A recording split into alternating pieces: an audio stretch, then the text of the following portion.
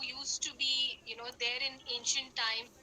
She was supposed to be the first proponent who was actively involved as far as democratic debates were concerned. Um, so, similarly for Maitreyi, there have been quite a few examples that we see in our ancient Indian text where women have actively played roles. If you come across, then you will see not just Lakshmi Bai, but also before that you had Razia Sultan, and the history was always filled with women who were not just uh, we can say that they were the ones who were also leaders and very good leaders at that. Even now, if you see, there is there is a significant lag in terms of partnership in of women representing themselves at higher levels in MNCs, etc. But that kind of participation has started to increase. Now, that increase in participation has been as a result of many years of struggles of women who, from time immemorial, that kind of struggle kept happening, and women started to agitate their rights and became more aggressive about it. Now, if you would remember, I'm sure a lot of you would know, there is this Western poet, a black poet called Maya Angelou. She used to, write more about women literature in the 50s and 60s, actually much later as well. And there's a very important quote that I've always felt is something which is kind of close to my heart as well. And it says that how important it is to recognize and celebrate our heroes and sheroes. So this was a quote which identifies the gender significance in the daily usage English vocabulary. As a matter of fact, if you would see judgments by Justice Chandrachud in the Supreme Court, you would see that he makes it a point to also recognize the female terminologies which are used to denote a female, let's say, petitioner or an appellant or a respondent. So these smaller nuances we've been seeing that has been growing a lot as far as the country is concerned. Now, when we talk about empowerment of women in terms of we've seen that the women has started to actively participate as far as work is concerned. um, a very significant statistic is about the fact that um, out of some 400, 500, 400, 410 million total workforce that we have in India right now, about only 90 million of them constitute women workers. So that is roughly about 10, 15 odd percentage of workforce which is denoted by women. Now this denotion primarily shows that they are still vulnerable or marginalized in some levels, and this vulnerability or this marginalization happens as a result of the anatomical structure of women as well, because of various reasons. It could be pregnancy, it could be miscarriage, it could be menstrual cycles. These things definitely affect a woman and how she works, or her contribution into the workforce. But this number has been significantly increasing. So we see that somewhere, if we are looking at 80, 87, 88% of men being there in, let's say, the year 2000, if we go to now being 2020, we will see that that number has significantly decreased to about 85% or so. And nearly 15% of the workforce right now comprises of women. As a matter of fact, if you would be, if you guys are all law students, you would also see that in your classroom itself, there is, with every passing year, I'm sure there is an increase in number of women lawyers or students, law students girl law students who've actually kind of increased. And this is primarily because uh, law as a subject used to be always thought as nahi ye to आदमी लोगों का काम है, and it's very you basically go and dirty your hands in the profession. um, that kind of now has been reduced, and parents are actually encouraging it.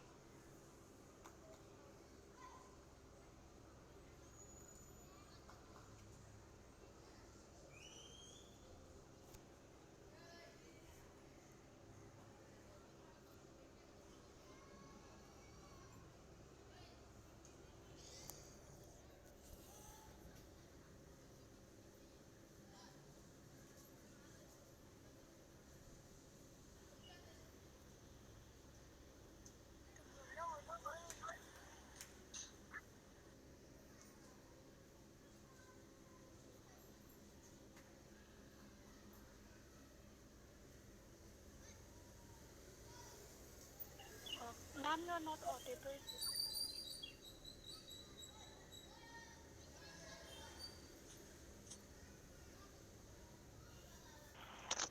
Hello, ma'am.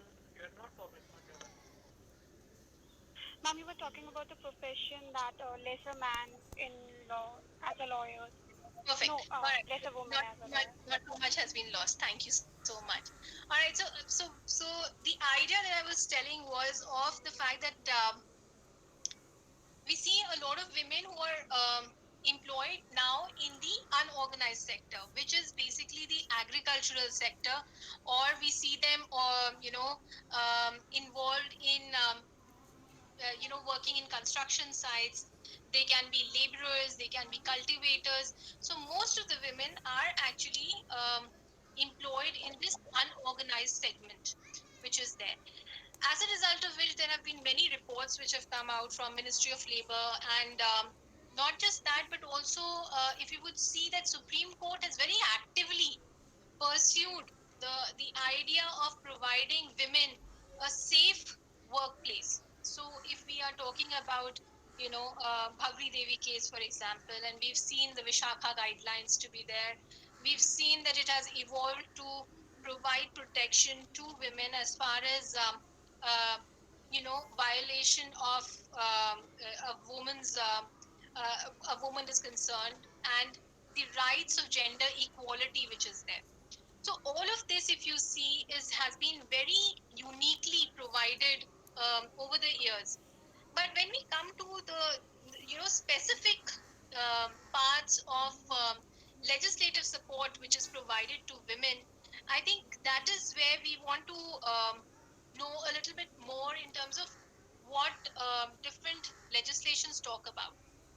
So, for example, there is something called as the Factories Act, and the Factories Act is primarily a welfare legislation which was there, and it was to provide the young women and young children an opportunity in terms of how they can be safeguarded. So, for example, there is this prohibition of employment of women during night hours, which was brought about in Factories Act. There is also a prohibition of work in hazardous occupations. There is fixation of daily hours of work, which is for 9 hours, that a woman cannot work more than 9 hours. We also see that there is a provision for crèche to be operating out of areas where women are working. So, for example, if you see in Supreme Court, it is very recently, I think a couple of years back, only 1 or 2 years back, the SCBA, or the Supreme Court Bar Association, along with the Supreme Court, the registry, etc., they have brought about this provision for crèche, and the crèche has been opened so that the not just lawyers but also members of the registry who are women who just had kids who are smaller, who are younger, they can be provided a crash facility where they can be kept, and the mother doesn't then have this tendency of being away from the child for too long.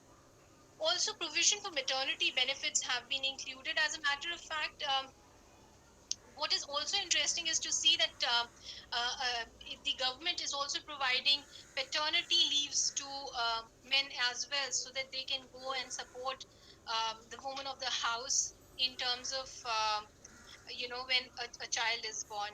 Um, even if it is the woman who is typically entitled for maternity benefits, this has been one very important component that we've seen, which directly comes from the UK. If I don't know if you guys remember or not, but very recently there have been very important statesmen across the world who've had children, and they've taken or they've availed maternity benefits. Also, under the Factories Act, we also see that there are provisions for ensuring that separate loos are provided for women, which is more hygienic in that sense. And these smaller changes have actually uh, brought about a change in terms of having active participation of women in different fields and different areas, so to say. Now, the other area that we see is mines and minerals. If you would notice, is an area where a lot of women are employed. Specifically, you will see that tribal women are engaged mostly in areas where mining happens.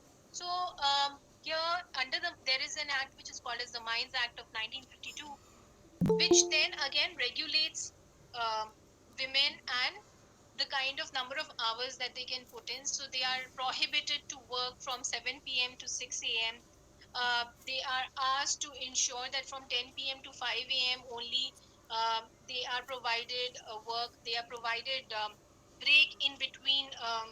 The longevity of time that they are involved as far as working is concerned.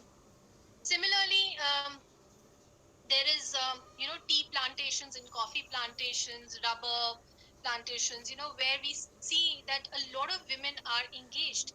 And this is where again the Plantation Labor Act comes into play.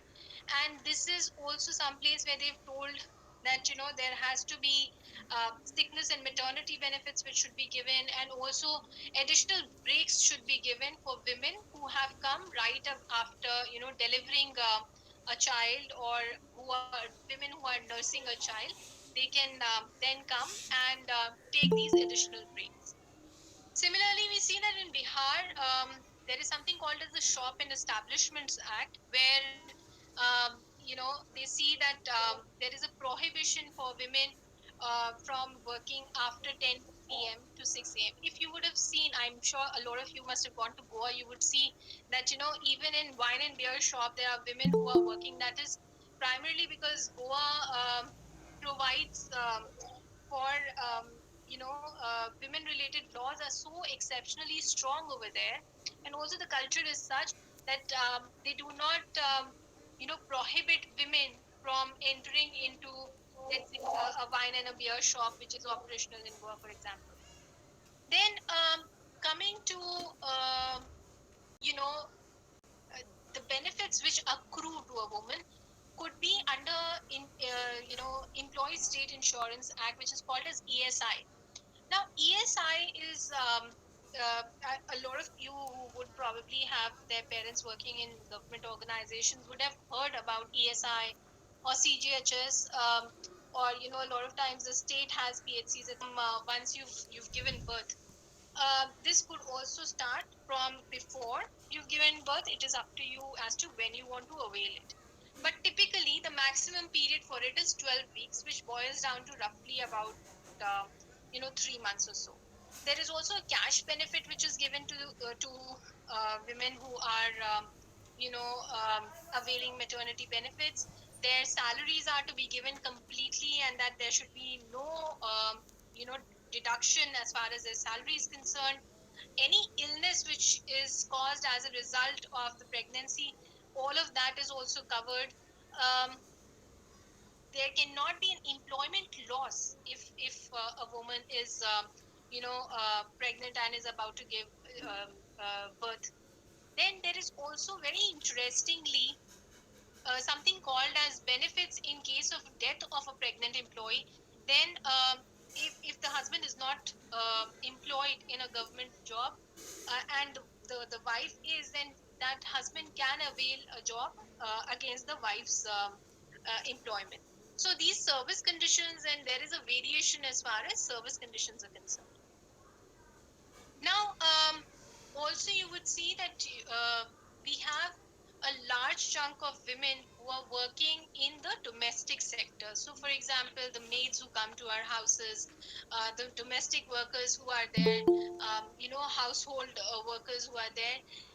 There is a specific act which is called as Domestic Workers Registration, Social Security and Welfare Act of 2008, and it very clearly says that the hours of work, there has to be a daily rest period of at least 10 hours consecutively between the ending and commencement of the work. And there should be an annual leave with wages for at least 15 days for both male and female registered domestic workers.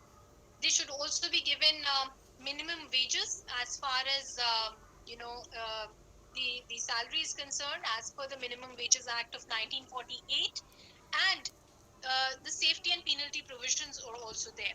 So minimum period of 6 months, which can extend to up to 7 years, or a fine of 50,000 will be imposed in case there is any uh, moral corruption that the domestic worker faces, or any sexual exploitation the domestic worker experiences. So all of this has been brought about. There is also something called as the Unorganized Workers Social Security Act, and that provides for women who are working in unorganized sector, for example, in Manrega or any of these state social security schemes which come in. And there also they have been asked to be given the equal pay which is there. Now, earlier, we would see that there was never an equality in terms of pay which was given, as far as a male worker was concerned and a female worker was concerned.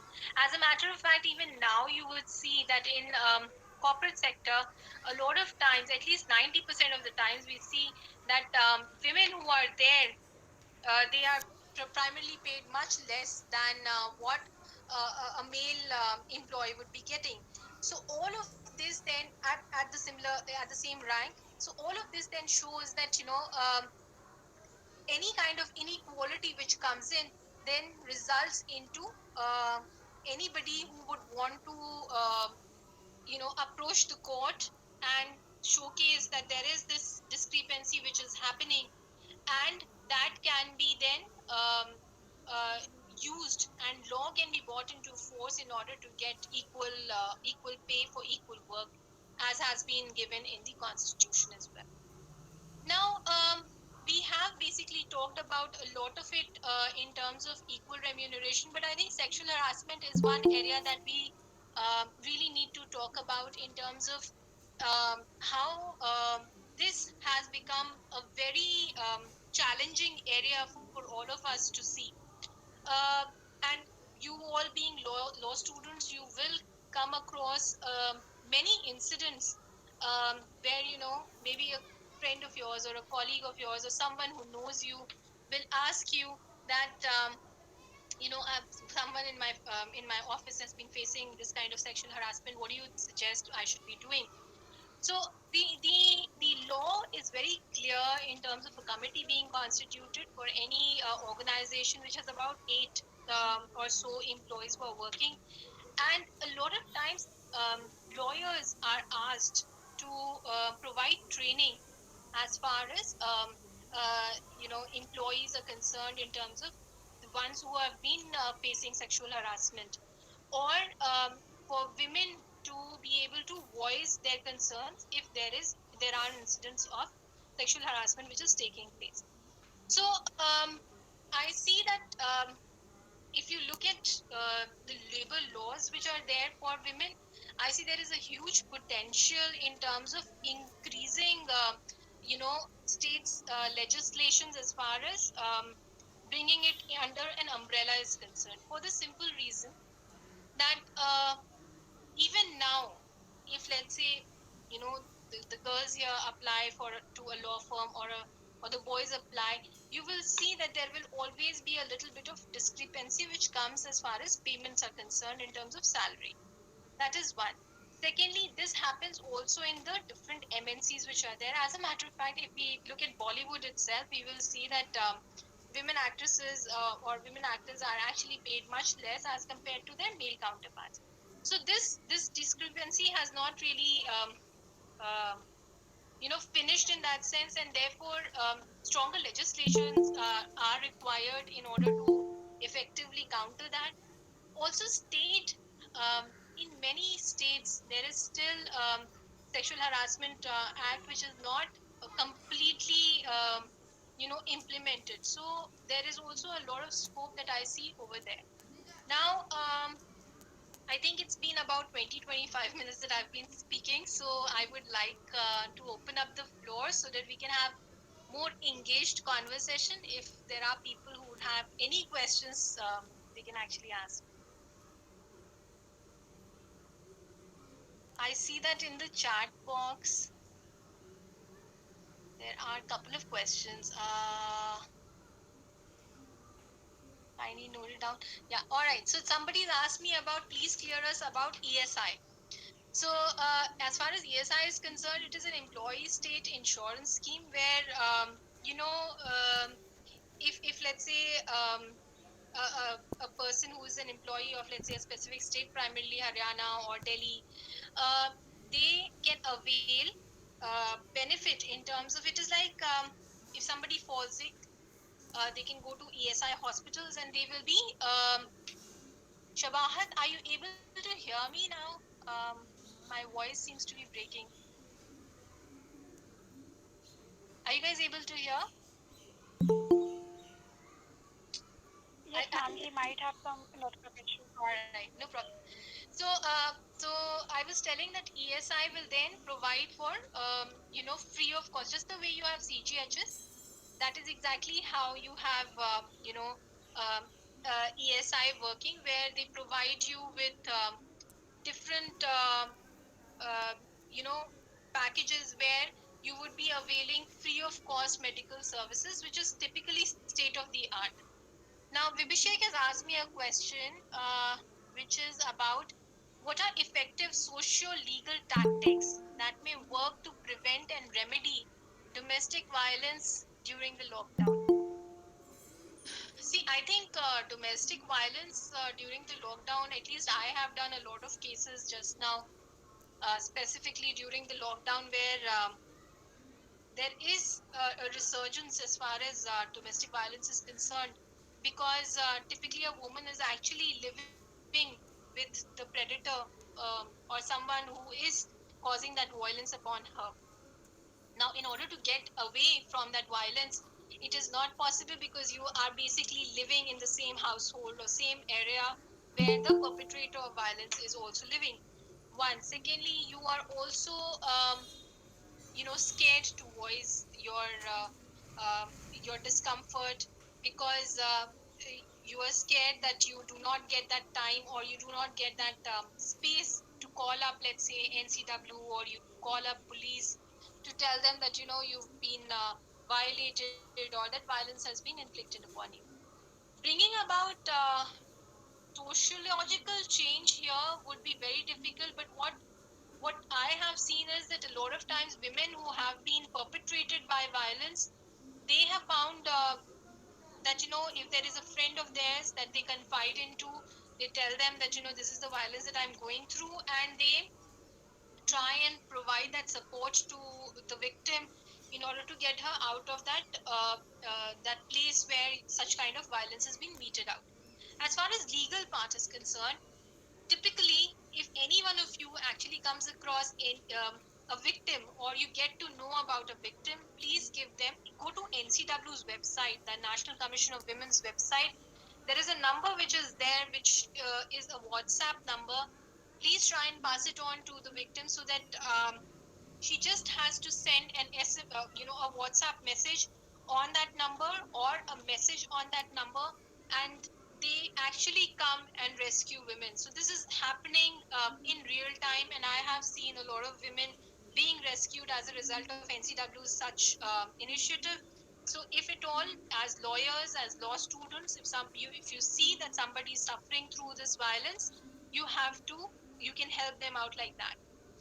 The other thing that you can do as law students or lawyers is that you can help the victim in filing their complaint in the local police station about the violence that has been inflicted upon them. This is important because if the complaints are not filed, it becomes very difficult to show that there was an event which was going on in terms of perpetration of this violence.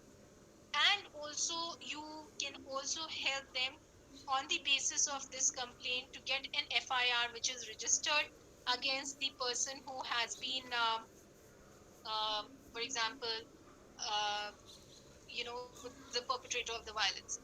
Now there is another question from Rahul, who has asked that during this pandemic, what is the impact of women's labor, right? uh, I think right now, from what I can see right now, is that unorganized sector has been really badly hit. Even though we've been seeing that, there is some kind of dole which is passed on to laborers and workers across the country. What has happened to women is that, typically any dole or any support which is provided to a woman is then passed on into her uh, bank account. And you would see that typically this bank account is never operated by her, but some male member in the family. So then she doesn't really have that control over the funds that she's getting. For example, if you're doing it in Manrega, or if you're working somewhere else, you would typically be getting cash at the end of the month or at the end of the day. And then the woman also exercises some form of control over that money, which unfortunately, as a result of the current situation, has really failed in many ways.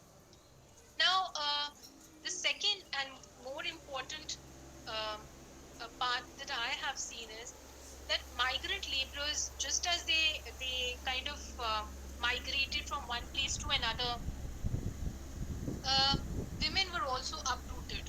So now, going back to uh, whichever village that they came from into the city, they are not going to find the same kind of work, and they are not going to, or probably because of cultural restrictions, they might not be able to step out of the house and work, which is something that they were doing in the urban setup. So I think there also the participation of women in the workforce is going to definitely decrease. And the other is that a lot of women have been asked to leave jobs, and we've seen typically that if a company has to choose over a man and a woman, they are actually picking up women and firing them more often as compared to men. And they are not giving any specific excuses. They are very flimsy excuses that they are providing, but this thing is happening more or less, and therefore we've been filing a lot of labor commission complaints of the wages that they were supposed to earn. So these things are happening increasingly now, and the rights definitely are being hurt. Now there is a question from Pranjal Chauhan. Please tell us about how women trafficking has been increasing in industry and why our government faces problem in finishing this. Uh, See, women trafficking can be of two types. One could be women trafficking, which is, for engaging them into sexual activities, and the other one could be selling them off as, child laborers or household workers and the likes. Um, the government is definitely trying to stop it, but this is so well built inside the system that it is very difficult to identify. And the trafficker does not traffic women in a very overt manner.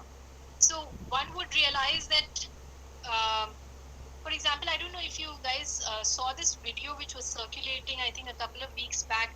Where there was this little girl, and uh, somewhere in Chandigarh or Punjab, I believe. And when she was asked कि आप कहाँ से हैं, आपका नाम क्या है, so she was not even able to tell that where she came from. And just the fact that somebody picked her up, and since there is no checking that happens in a train station or a bus station, Nobody knows whose child somebody is taking up and running away. It is difficult for people to identify who's a trafficker and who's actually a parent. So not so for police also it is very difficult to go and say, okay, yeah, आपही का बच्चा है कि नहीं है, they can't really go and ask. But there are so many of these NGOs which are working. Like for example, I know Shakti Vahini is doing a very good job. Apne Aap Worldwide is doing a very good job as far as trafficking is concerned, especially sexual activity trafficking. They are doing a fabulous job as far as that goes. So there are so many problems that I think government cannot really finish it off, but there is definitely, a reduction as far as such trafficking or such incidents of trafficking is concerned. Because I remember very clearly some 10 years back when I'd worked for UNDP on a specific project. Um, the kind of statistics that we were looking at that point in time, there is definitely a decrease of about 3 to 4% right now as we speak. Now, there is another question from Adesh Bhati. Ma'am, in your labor law, you can say, for example, one woman and two boys come to interview your office. What support do you? May I hear his or her and his or her experience? See, unfortunately, um, most of my juniors and my interns happen to be girls. It is not that I'm extremely biased or anything. It's just that somehow women just end up in my office and they work with me a lot. But increasingly, I think boys have also started to dominate. Maybe Sheikh happens to be one of my interns, so he would be in a better position to inform about his or her experience. There is another question from Ankita. How are civil society organizations and women helplines trying to address these challenges? See, civil society organizations, I think, are doing a fabulous job. As a matter of fact, because of their penetration into the specific area that they work into is so huge that they are able to bring about the change that we see in the country as of now. But a civil society organization can really not work in isolation. They have to be supported by government, they have to be supported by the police, they have to be supported by all the ancillary departments which work, and there has to be some kind of a tandem together so that they can bring about that kind of a change. Now, women helpline, I can very well vouch for it, Ankita, but I'm telling you, NCW or Jagori, for example, these helplines uh, really do a fabulous job, specifically as far as domestic violence victims are concerned. And I see that if you would look at it, and if you would, if some victim would call these helplines, they will actually get a very good result from there. They take their work really seriously. So I personally always suggest that Jagori is a very good helpline and also NCW. Okay, Payal has asked a question. Why is there disparity in pay structure and what measures to be taken to equalize pay structure between gender? I think this has to be more of a top down approach than anything to do with a bottom up approach. It has to be the management of companies who has to realize and recognize the fact that you have to have equal pay for equal work. You cannot really shy away from the fact that basis gender, you can be paying more money to someone and less money to another person. As a matter of fact, I keep hearing this from a lot of people from hospitality, where I see that women actually put in a lot of effort and a lot of men just get through their jobs by just buttering the right side of the bread. So there are things that happen which I feel women cannot really do. Women should not ideally do, as a result of which the pay discrepancy happens. And this is a global scenario. We cannot say that it is only evident in India. We see it happening all across the world. And this, I think, is an issue that now women have to kind of come together and bring some kind of um, alignment order to take this forward with different management which is there. Now, Adesh Bhatt is asked, ma'am, due to lockdown, migrant labor should be stopped. Their place, they does not have job and salary. I know, but with the migrant laborers, uh, there are many points that you have to keep in mind. One, they wanted that security, and as a result of which, that they moved back to wherever it is that they came from. Now, going back over there did not really help them so much, because I, for one, know of couple of people who went from here. Now they are just trying to come back because they are not able to earn any money out of living in the village, and coming back here would basically mean that their exposure increases as far as the COVID is concerned, and also they are not able to get employment. So it has become very difficult for them to. They are not able to sustain back in their village, and they are also not able to sustain as far as city is concerned.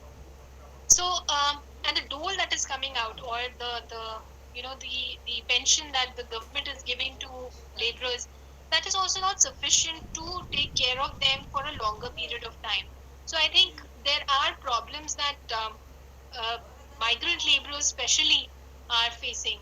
um, but let's see how it works out. I think we will still have to wait and watch. If at all economy improves, I think then we will see a lot of difference there. Okay, is any special category categorized for women's migrant laborers under Manrega? Bhanu, I'm not very sure about it because there is no such category that I know of. But if there is one, then I can probably research and find out. But I'm definitely sure that there is no special category that has been brought about as far as Manrega is concerned. Now, there is a question from Sandeep Thakur. Can labor reforms help women migrant workers during COVID 19? See, any reform that needs to be brought has to be legislative, and any legislative reform can only be brought when there is some money which, or some fund which is coming into the exchequer. Right now, with there are hardly any GST payments which are coming into the government's coffer. We barely see that there is uh, taxes which are being paid. Very few people now are gainfully employed. Um, so so the money in the government's corpus has actually reduced, as a result of which any reform that they bring about will require the state to compensate migrant laborers. And I doubt that the state can actually do it. In couple of states, we are seeing, as a result of election coming in, or for whatever reason, that there is some kind of a corpus which is going bad. But majority of states, we see that the pensions, or the amount that is given by the government, is actually not reaching the actual beneficiaries who would have rightfully claimed for it. There is another question. A question which arises here is, how are these reforms going to help India's migrant workers and women migrant workers particularly? I think I just answered that. Vibhu Tripathi. Now, this is an interesting question. Ma'am, we even have a law which is the Equal Remuneration Act 1976, but when we assess the reality, this law is not even known by people. And adequate execution of this law is far from reality. How can the institutions like government, NGO, etc., can work in persons to implement this law? See, this law is there, but there is not much. Uh, there's not significant backing which is provided to this law. And if you still look at it, I mean, equal pay for equal work, where does it fall? Does it definitely comes under fundamental right, but we see that for ages it has always been under the fundamental duties of the constitution. So how do you bring about that parity if the constitution itself talks about things from a different perspective? So I feel that there is a requirement for uh, um, for the government to bring about proper legislations, and for the state to implement such legislations, because you know like I said, it's a top down mechanism. So when you have the central government bringing, or union bringing about any kind of a law, that has to be trickled down into the states, and that can only happen when the state is taking that making it a priority that the legislation is implemented fairly well. Because right now we are just talking about women just now, or the legislative reforms, but if you see, there are so many sexual harassment, for example, a lot of states have not implemented those acts. So that implementation, then it actually boils down to the state government, and I think there is where the flaws come, and that is where the civil society organizations or NGOs actually come into play to bring about the desired changes. Now, okay, now there is a question. Paras Sharma has asked me about how to prepare for judiciary. Okay, how to prepare for judiciary? I think you have to put in 12 to 14 hours of work, and that should most probably help you in terms of clearing. Have a good strategy in place and all of that. I've never prepared for it, so unfortunately, I'm not the right person to answer that question. So I see most of these questions are actually over. So, Ankita? Yeah, thank you so much, ma'am. It was such an insightful session, ma'am. Thank you. It was a golden opportunity to have you with us today. Thank you so We much. hope that each and every one of the participants take valuable outputs from your thoughts, ma'am. No worries, yeah. I hope if there are any queries, my email ID is available on the website. You can always send me a message and I'll try and revert. Thank you, ma'am. I, on behalf of Pro Bono Foundation, appreciate your efforts and thank you for your precious thoughts, ma'am. No problem. We Thank Pro you so Bono much. for sure try to work in collaboration of such great ideologies. I would also like to thank Mr. Rahul Mishra, President, and Mr. Abhishek Tiwari, Vice President, Mr. Vibhut Tripathi, co-founder of Pro Bono Foundation. Thank you so much, ma'am, for your time. Take care. Have a nice time and enjoy yourself. Take care. Bye. Yeah. Bye, ma'am. Thank you. Bye bye.